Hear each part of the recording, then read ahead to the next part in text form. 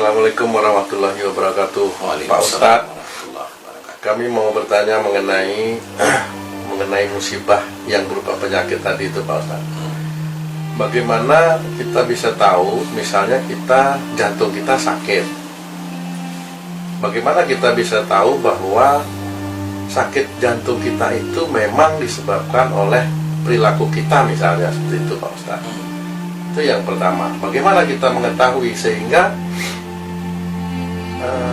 apa yang harus kita mohonkan ampun kepada Allah? Seperti itu. Kalau kita tidak tahu, misalnya jantung ini disebabkan karena perilaku yang bagaimana? Seperti itu, Pak Ustaz. Kemudian ada beberapa ulama yang tekan kalau kita sakit itu kita banyak-banyaklah bersedekah sehingga nanti Allah akan memberikan kesembuhan pada kita. Ini gimana? Apakah benar nih hadis itu nih, Pak Ustadz? Mohon pencerahannya, Pak Ustadz. Terima kasih. Assalamualaikum warahmatullahi wabarakatuh. Ya, sebenarnya kalau istilahnya para ulama menyuruh kita bersedekah, boleh. Karena sedekahnya karena Allah Ta'ala itulah yang sebenarnya boleh. Tapi kalau kita itu sakit, kita disuruh bersedekah, sebenarnya sedekah kita untuk kesembuhan. Nah, itu yang harus kita ketahui. Sedekah karena Allah Ta'ala dengan sedekah agar sembuh itu tetap beda. Karena kalau sedekah untuk sedekah karena Allah Ta'ala itu wujudnya adalah amal soleh. Tapi kalau sedekah karena disebabkan karena sakit itu duniawi. Kalau duniawi bisa saja Allah memberikan kesembuhan, tetapi ingat, sedekah itu tidak akan kita lihat nanti di akhirat. Maksudnya gimana itu, Pak Ustadz? Iya, karena biasanya orang itu sedekah harusnya lillahi ta'ala, tidak ada unsur apapun. Jadi harus betul-betul karena Allah Ta'ala. Tidak ada unsur umpamanya Allah biar membalas saya 10 kali lipat. Saya sedekah 10 juta 10 kali lipat, nanti dapatnya 100 juta. Saya bersedekah 1 juta biar dibalas oleh Allah Ta'ala 700 juta. Nah, inilah yang namanya duniawi. Walaupun Allah sudah menulis di dalam Quran bahwa Allah akan membalas dengan 10 kali lipat, atau Allah membalas dengan 700 kali lipat, itu hanya Allah. Bukan kita itu mau hitung-hitungan sedekah 1 juta dapatnya itu bisa 10 juta atau 700 juta. Bukan seperti itu. Nah, kalau kita sudah hitung-hitungan, berarti nanti Allah membalasnya hanya di dunia. Allah tidak akan memberikan di akhirat nanti. Jadi sedekah kita percuma kalau hanya kita di dunia aja. Nah, itu harus dimengerti. Karena salah satu hal dalam ayat Quran diceritakan, apa yang kita inginkan di dunia Allah akan memberikan sebenarnya. Tapi nanti di akhirat bisa dimasukkan ke dalam neraka. Gimana ayat ini bisa menyatu dengan apa yang dikerjakan seseorang? Kalau seseorang itu yang dikerjakan hanya duniawi aja, ya di akhiratnya tidak akan dapat. Dia sholat, tapi sholatnya hanya untuk mengejar harta aja. Dia baca Quran, dia baca Qurannya itu hanya untuk biar hartanya banyak. Dan ini dapatnya duniawi. Nah, ayat tersebutlah yang akhirnya kita harus mengetahui bahwasanya itu akan diberikan oleh Allah Ta'ala dunianya. Tapi nanti di akhirat orang tersebut akan dimasukkan ke dalam neraka. Faham kenapa dimasukkan ke dalam neraka? Karena amal solehnya kosong. Yang dia itu sholat sekian puluh tahun tapi hanya mengejar harta duniawi. Itu kosong di akhirat. Padahal dosa dikerjakan, bisa aja lewat bicara, bisa aja lewat kebanggaan, bisa aja lewat sombong. Itu terus dikerjakan. Ya kan nanti amal solehnya lebih rendah daripada dosanya. Makanya orang tersebut di dalam Quran diceritakan akan dimasukkan ke dalam neraka karena dosanya lebih tinggi. Ini salah satunya. Kita harus mengetahui, kalau memang kita mau bersedekah, satu kuncinya lillahi ta'ala. Kita harus mengetahui, kalau memang kita mau bersedekah, satu kuncinya lillahi ta'ala. Jangan kita lagi sakit kemudian bersedekah, niatnya bisa dikasih kesembuhan. Benar, bisa aja dikasih kesembuhan oleh Allah Ta'ala, tetapi ingat, akhirat kita akan kosong. Itu kuncinya. Jadi kalau kita mau mengetahui dari mana penyakit jantung kita, kita harus lihat jantung itu dipergunakan untuk apa? Menyalurkan darah ke seluruh tubuh, kan gitu. Kemudian juga mengambil oksigen dari paru-paru. Berarti di sini akan berhubungan dengan sesuatu yang diambil dari pekerjaan yang untuk disalurkan ke seluruh tubuh. Apa ini? Salah satunya adalah amarah. Kalau orang amarah itu kan semuanya panas semua tubuhnya. Nah, sebenarnya darah itu ke sana. Nah, biasanya kalau orang amarah langsung meledak, biasanya nanti Allah memberikan peringatannya, yaitu melalui pembuluh darah di jantungnya menyempit. Nah, kenapa disempitkan oleh Allah Ta'ala? Biar darahnya tidak terlalu lancar. Kenapa? Biar dia tidak marah. Tetapi mana orang bisa tahu maksud Allah Ta'ala seperti itu? Orang tidak akan tahu bahwasanya itu adalah larangan Allah, bahwa kamu itu jangan marah. Hanya gitu aja. Semuanya dilabrak. Ya Allah akhirnya memberikan koroner. Oh, berarti sebenarnya kalau kita kena satu penyakit, berarti itu sebenarnya juga hal yang harus disyukuri sebenarnya, karena itu adalah jalan kita untuk menjadi baik. Seperti itu Pak Ustadz. Kalau bagi seorang yang imannya cukup bagus di hadapan Allah Ta'ala, takwanya cukup bagus di hadapan Allah Ta'ala, memang sebenarnya sakit itu harus disyukuri. Sakit itu harus disyukuri. Kenapa? Itulah rasa sayangnya Allah kepada seseorang, khususnya yang muslim, agar dia kembali ke jalan Allah. Tapi begini Pak Ustadz, kalau kita pandai mensyukuri, Ya. Allah akan tambah nikmat. Tapi kalau penyakitnya kita syukuri, jangan nanti Allah tambah penyakitnya Pak Ustadz. Mohon maaf. Iya, ini serius tapi bercanda boleh. Tetapi bercandanya bercanda bingung nggak apa-apa. Sebenarnya mensyukuri itu persoalannya memang ini ada sesuatu yang diberikan oleh Allah yang namanya sakit. Iya, paham. Ya kan? Ini harus disyukuri, karena dengan munculnya sakit inilah nanti kita akan mengaplikasikan dengan mohon ampun. Ya.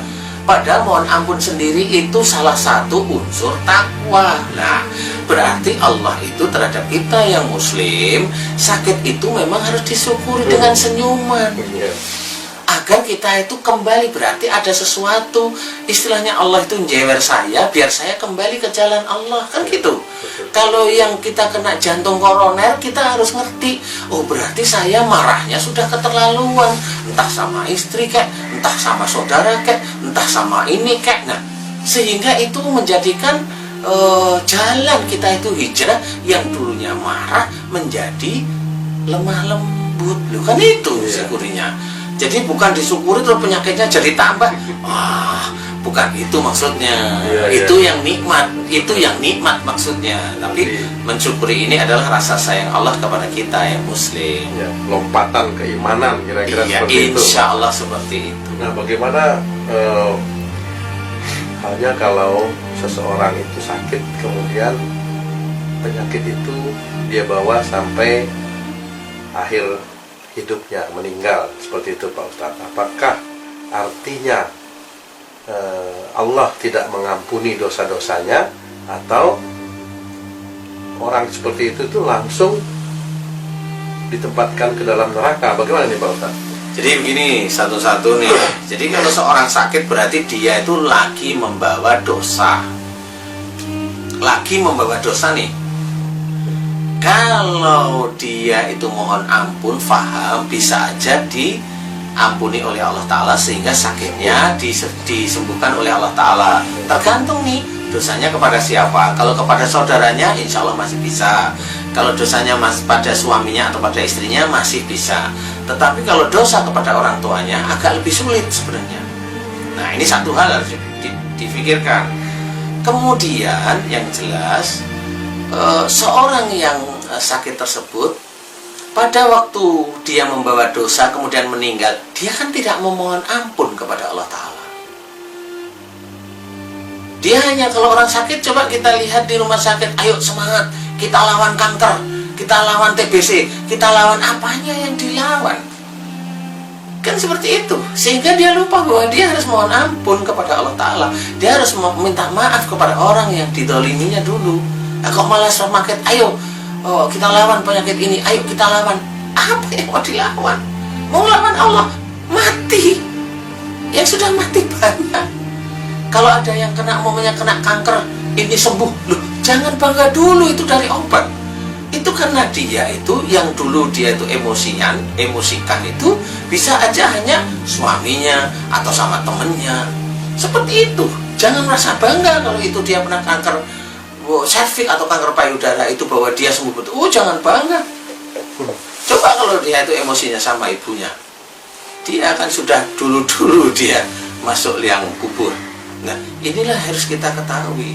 Jadi memang ada ayat Allah memang menceritakan kalau seseorang melakukan kejahatannya, kemudian dia belum memohon ampunan, atau pada waktu dia mau matinya dia meminta ampun kepada Allah Ta'ala, nih tinggal kejahatan yang mana nih. Kalau kejahatannya wujudnya adalah syirik, ya dia tidak diampuni, karena pada waktu wujudnya syirik dia harus belajar kembali ke jalan Allah Ta'ala dulu. Ya, tapi bisa aja kejahatannya ini kejahatan yang berhubungan dengan penyakit. Bisa aja kejahatan yang berhubungan dengan penyakit itu tidak diampuni oleh Allah Ta'ala karena memang dia belum meminta ampun kepada Allah Ta'ala. Tetapi yang lain-lainnya kan bisa aja diampuni. Seperti itu. Jadi harus satu-satu. Karena Allah itu penimbang yang amat teliti. Maaf Pak Ustaz, Ya. bisa diberitahukan kepada kami bagaimana ciri-ciri jika seseorang terkena penyakit, bahwa penyakit ini karena dia punya salah sama orang tua sehingga akan sulit disembuhkan sebelum yang sakit ini minta ampun kepada orang tua misalnya. Tadi Pak Ustadz katakan sakit ada salah kepada saudara, ini agak lebih mudah. Bagaimana kita tahu ciri-ciri dari penyakit itu, bahwa ini dari orang tua, kesalahan kepada orang tua, ini kepada kesalahan kepada istri, kepada suami, kepada saudara. Bagaimana Pak Ustadz? Bisa dijelaskan sedikit Pak Ustadz? Kalau orang biasa tidak bisa menjadi ciri mana salah dengan orang tua. Yang jelas kalau salah dengan orang tua itu jelas. Kanker itu habis stadium 2B, kemudian 3, kemudian 4, nah itu orang tua udah. Selalu kanker? Tidak harus kanker, penyakit lain bisa aja, pusing umpamanya. Kalau dia sering ngecek orang tuanya terus, dia cekin terus, ya kepalanya kan jelek terus pikirannya. Nah akhirnya kalau dia yang diajak orang tuanya, lah pusing, walaupun kelihatannya pusing, dia bawa ke rumah sakit, belum tentu itu bisa sembuh. Mati dia nanti. Kasus yang seperti itu sudah banyak sebenarnya. Nah, kalau kita ingin mengetahui, lah kalau saya sakit ini pusing, jangan-jangan saya sering punya pikiran jelek sama orang tua. Ayo evaluasi dulu. Kalau iya ya, saya sering berpikir begini sama ayah saya sering berpikir begini sama ibu saya, minta ampun, karena ciri itu tidak bisa dilihat secara fisik. Lewat evaluasi itu. Iya, evaluasi. Karena memang seorang muslim yang baik itu senantiasa muhasabah, senantiasa dia evaluasi dirinya, evaluasi kesalahan-kesalahannya, bukan bangga dengan amal solehnya, evaluasi kesalahannya. Itu yang nanti akan menjadi mulia di hadapan Allah. Karena kalau amal solehnya nggak usah diurus, Allah sendiri yang sudah mengurus, kan seperti itu. Jadi evaluasi sehingga minta maaf kepada ayahnya atau ibunya, kepada saudara-saudaranya. Nah itu baru dilihat nanti. Loh, baru meminta maaf pada ayah ibunya kok langsung hilang. Berarti betul. Berarti dia harus berubah mulai hari ini, setelah kesembuhan ini, tidak melakukan kesalahan lagi kepada kedua orang tuanya. Bagaimana kalau kedua orang tuanya meninggal, sudah meninggal Pak Ustaz? Iya, kalau sudah meninggal catatan dosa kita kan pada Allah Ta'ala. Jadi cukup pada Allah Ta'ala. Alhamdulillah. Ya, mudah-mudahan bisa dimengerti. Mudah-mudahan saudaraku yang dirahmati oleh Allah. Amin. Mudah-mudahan ini bisa meningkatkan keimanan, ketakwaan kita kepada Allah Ta'ala. Amin, amin ya rabbal alamin. Assalamualaikum warahmatullahi wabarakatuh.